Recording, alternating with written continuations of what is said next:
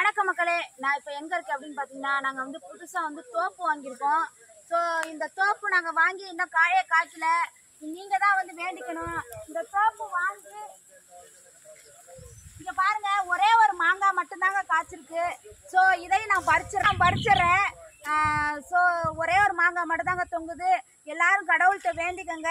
எங்கள் தோப்பு வந்து நிறைய மாங்காய் காய்ச்சி நிறைய மாம்பழம் ஆகி நான் ஊர் மக்களுக்கு எல்லாத்துக்கும் நான் தானமாக கொடுக்கணும். அந்த அளவுக்கு நீங்கள் வந்து கடவுள்கிட்ட வந்து நிறைய பிரார்த்தனை பண்ணுங்க. இந்த தோப்பு ஃபுல்லாக என்னோடது தான். நான் தோப்பை வாங்கிட்டேன் நண்பர்களே, தோப்பு வாங்கிட்டேன்.